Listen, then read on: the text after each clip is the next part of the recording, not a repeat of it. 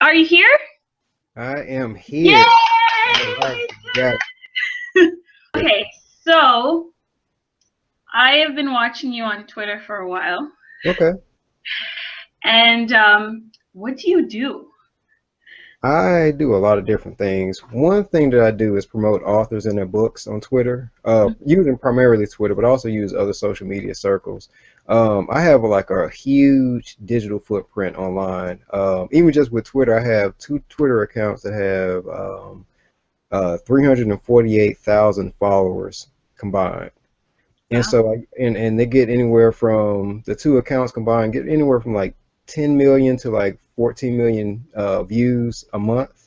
Mm-hmm. And so I use that to get authors and books more exposure to like a global viewership that they probably wouldn't have on their own. 'Cause like to have like almost 350,000 followers that's a lot of eyeballs. And since I've been promoting books using Twitter for probably about 7, 8 years now. So I have a reputation, so it's an ongoing thing. It's not something I just started last year. So I have a lot of people that look for new books and new authors. And I also have started, like in the past year, started writing more also.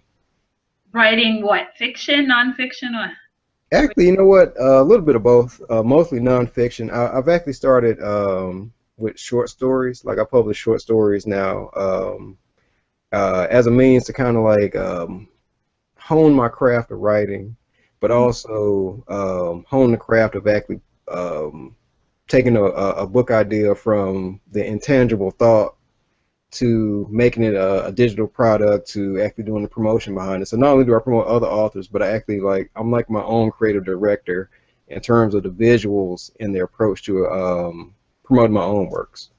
Okay. So why did you pick Twitter as your medium for promotion? Well, one of the reasons why is because it's wide open. It's a metropolis. There's a lot of different things going on all the time, but there is a huge literary community there. Mm-hmm. And that huge literary community is extremely diverse. So you have any niche you can think of. There is a large group of people that are interested in and provide content for those niches.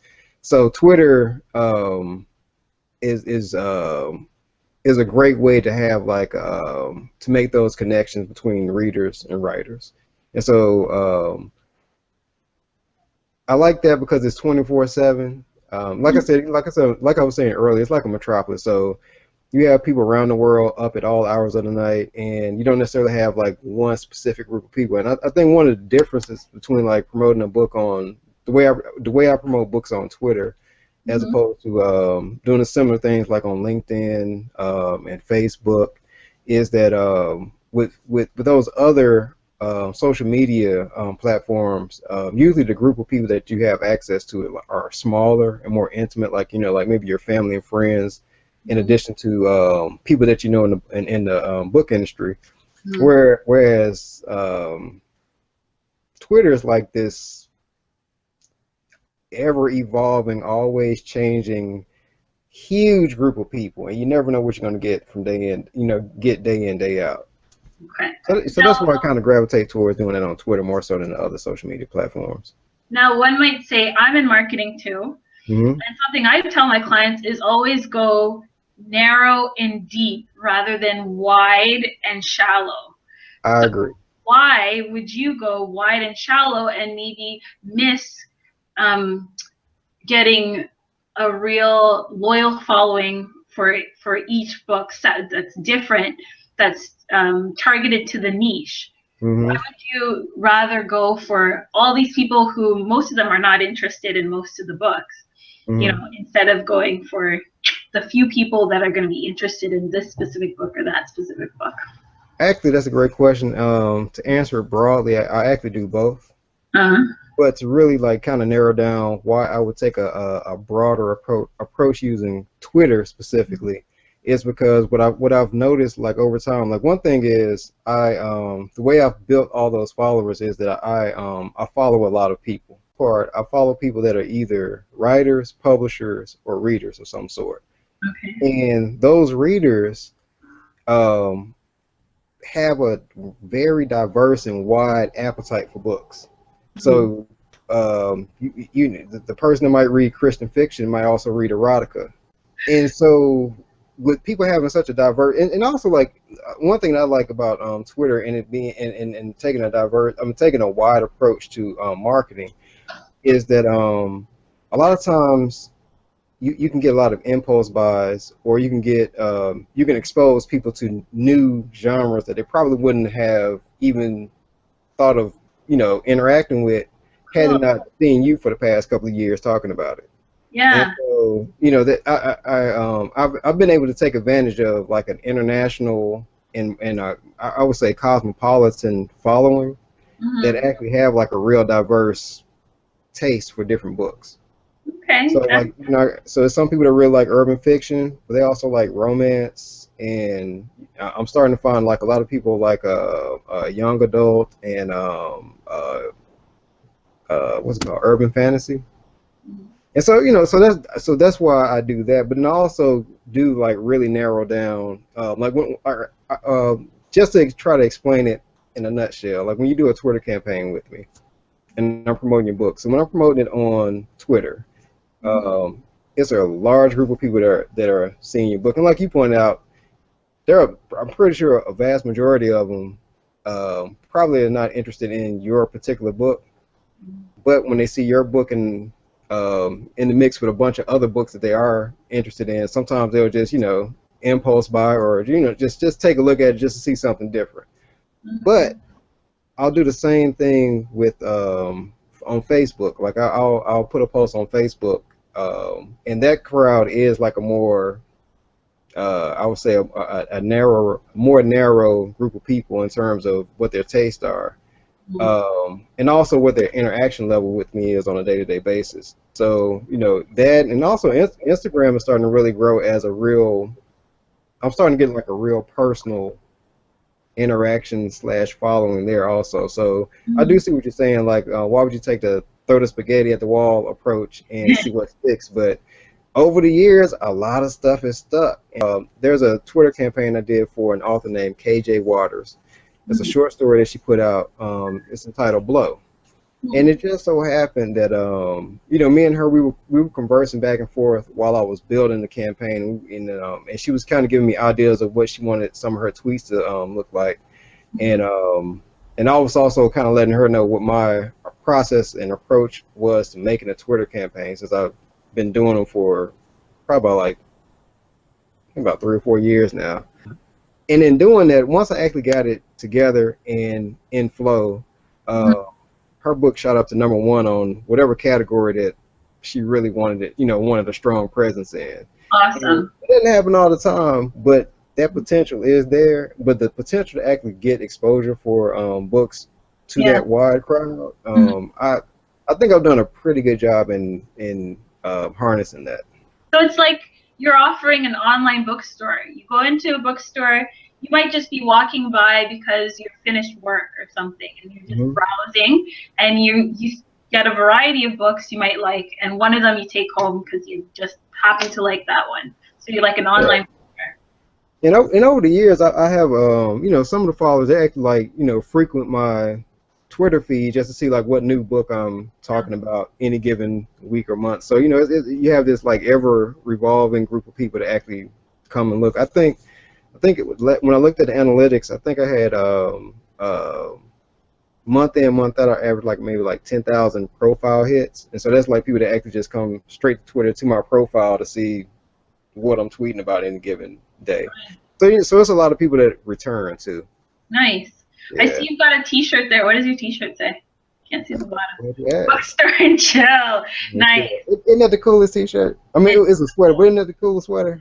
It's the coolest sweater. I always say I wanted to name my blog "Reading is Sexy," and then somebody gave me a mug that said "Reading is Sexy," and then I thought about it, and maybe it's gonna turn people off who don't want to be given sex. But why are people thinking that associating books with nerds and whatever? Lots of cool stuff happens in books. People jump off buildings, and everything you see in movies is happening in books. I don't understand. And then some, right? Yeah. Yeah, yeah, yeah. You never know. You might have a brand. You might have a brand there. Reading is sexy. You might have a Reading brand. That's a, sexy. you never know. You might come out with it a little bit later. Maybe future. So how did you get into this business? I've had a love for books. We're just being a nerd. I'm just like millions of other people that have tons of poems and short stories that they've either started or never finished, or maybe some masterpieces, just sitting on hard drives and stuff like that. So I've always been doing that. But in terms of actually turning into a business, when I used to work for a newspaper. It was a black-owned newspaper in Nashville, Tennessee. And while I was there, he wanted me to do stuff like the obituary and school board meetings and stuff like that. It was I felt like that was boring. But one thing I wanted to do was review books by black authors and have those reviews published in the newspaper, because I was like, you have a huge black readership. And even though these books are about authors outside of Nashville, they're still of interest to people in Nashville, I'm sure. I mean, if they're reading your newspaper, they're going to read books too.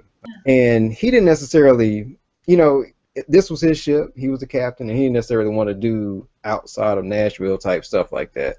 So I had to find another outlet, because I really wanted to review black books by black authors, because I didn't see a lot of exposure in terms of the media with that. So I did a little bit of searching, and I found 2 different websites that actually kind of allowed me to be a book reviewer for them. And in the process of that, once I actually got on the road with my reviews and people actually started seeing it, authors were just sending me tons and tons of books. It got to a point where I was getting like 3 or 4 books a week. And wow, yeah, no, living the dream. I wish you would send me books. Hey, keep posting reviews, and I'm pretty sure you have publishing companies and all kinds of stuff just coming to you. But it kind of got overwhelming, because I couldn't get through the books. I felt indebted to anybody who sent me a book to write a review. But it's the way I review is really like sometimes it can take me a week to actually like read a book and really digest it and really like put my all into a review, to the point where it's actually like very clear and gives the reader enough to know what's going on, but not too much to spoiler alerts. But I couldn't do that for all those books. I couldn't do that for 3 books a week and work a full-time job. So I was like, what can I do to switch this up? And I started doing reviews on my own website. And then I had the idea one day, somebody asked me if they could send me a book because they saw my reviews. And I was like, you know what? Why don't we do an author interview? Why don't we do like a 5-question author interview? And that way I can churn those out a lot quicker, and the turnover would be a lot quicker. And I did that for like 8 years. And interviewed thousands of authors. I've interviewed people from like Faith Evans. I interviewed like the first black female POW. One of the guys from The Wire. So that, along with just unknown authors that nobody ever heard of, well, outside of their city. And then what started happening was when I and that was back in the MySpace days too, by the way. So we're talking like in terms of the internet and social media, we're talking like decades ago. Really probably less than 10 years ago, but it seems like decades ago compared to what we have now. And so one of my colleagues was just like, you know what, you need to get on Twitter. It's just started, and it's going to be huge, and everybody's going to be using it. And I was just, I was cool with what I was doing. And the more I kind of stayed at trying to build connections with readers and build connection with authors, and start to really not only put content out there, but actually interact with people that were actually going to consume the content, or pass me on to somebody else who might want to do business with me. So it started out like kind of just being a nerd and just loving books and stuff like that, and slowly went from newspapers to the internet to social media. Wow, amazing.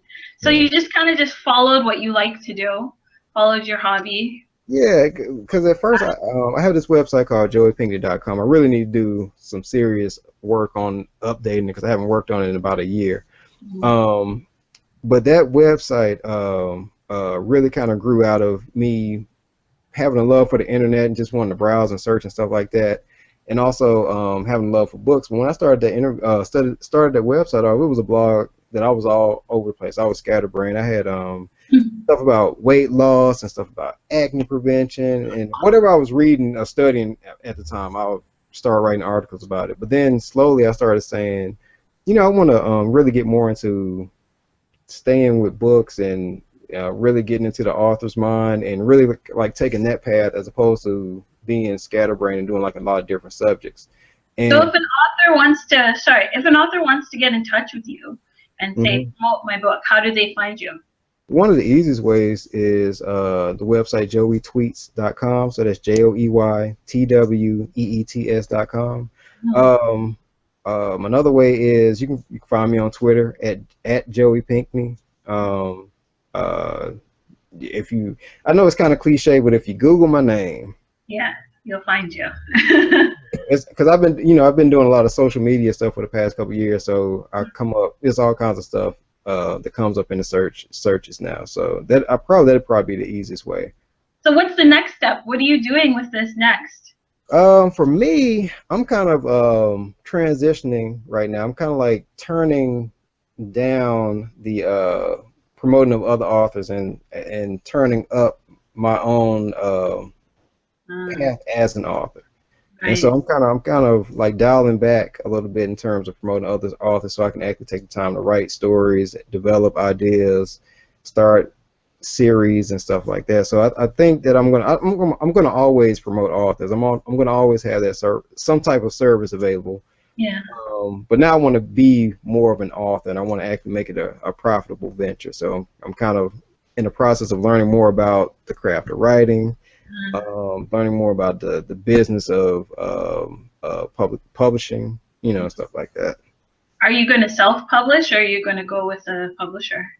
Right now, I use a publishing service called solarpress.com. The person that owns it is actually my writing partner too. Her name is Phaedra D. Fields, and she does everything. She does everything from writing to doing book covers. I also do book covers too. Like all of my short stories so far have been my book cover designs. You design them? Oh, cool. That's what I was saying about really taking it from the idea to making it a tangible product. Yeah.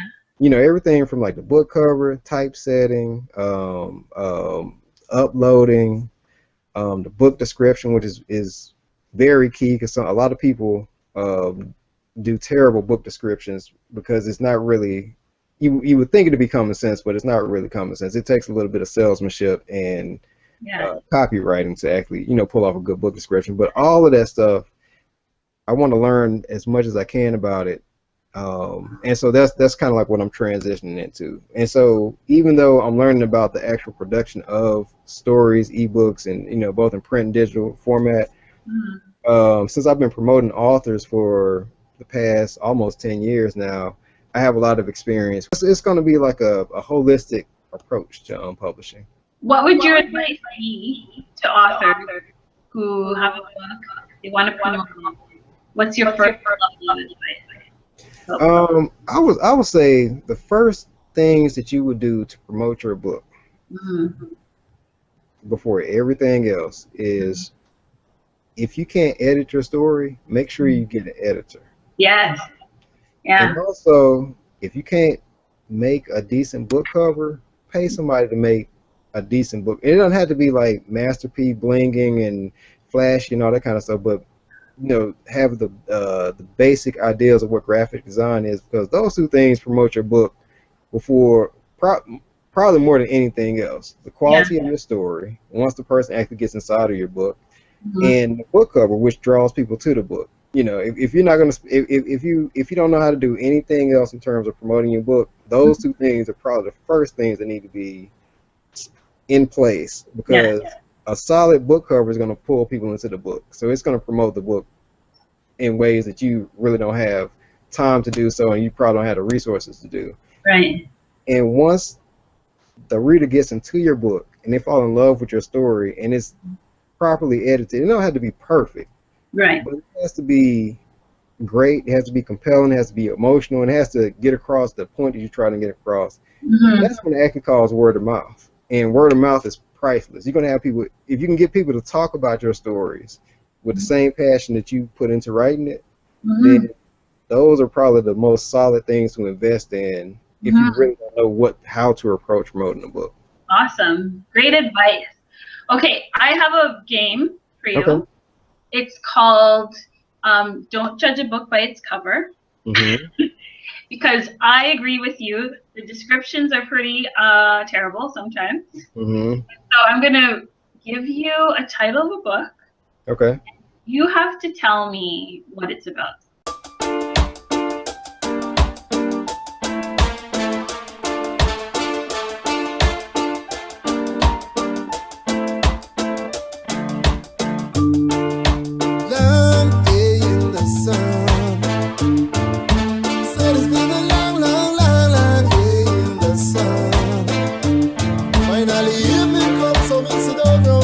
Read a book and hold a joy. Soon you know me have to take my shot from no life. And me don't have a plan for them. I need no music, I go sing no man for them.